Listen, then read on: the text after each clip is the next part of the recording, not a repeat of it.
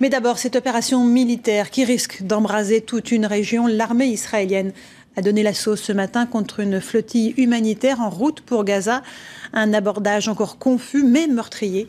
Il y a au moins 9 morts parmi les militants pro-palestiniens embarqués sur ces navires. Le récit de Christophe Palais. Il est un peu plus de 5 heures du matin quand des commandos israéliens descendent d'hélicoptères en rappel et prennent d'assaut ce navire. Sur ces images tournées à bord par des activistes turcs pro-palestiniens, l'opération d'arraisonnement vire rapidement au bain de sang. Là, c'est un activiste muni d'une barre de fer qui jette un projectile sur un soldat avant qu'un coup de feu claque. Selon les militants pro-palestiniens, les commandos israéliens sont arrivés à bord en tirant. Les coursives sont jonchées de blessés. Au moins 9 activistes ont été tués. La version de l'armée israélienne est tout autre.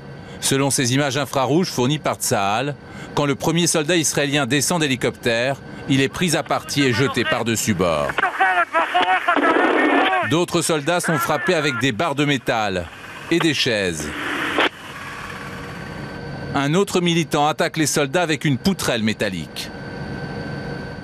Des dizaines d'activistes s'en prennent alors à un soldat israélien avant de tenter de le kidnapper. Une grenade est lancée sur les soldats, puis un cocktail Molotov. Des scènes d'émeutes en pleine mer, à plus de 130 km des côtes.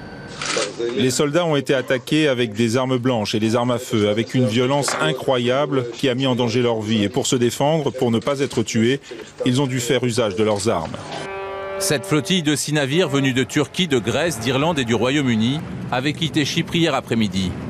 À bord, 10 000 tonnes d'aide humanitaire et 600 militants pro-palestiniens, dont des députés européens, venus briser le blocus instauré par Israël autour de la bande de Gaza. Pourquoi l'armée israélienne a-t-elle mené cet assaut dans les eaux internationales sans attendre que les navires atteignent les eaux territoriales? L'Union européenne exige une enquête complète d'Israël sur les circonstances de ce raid sanglant.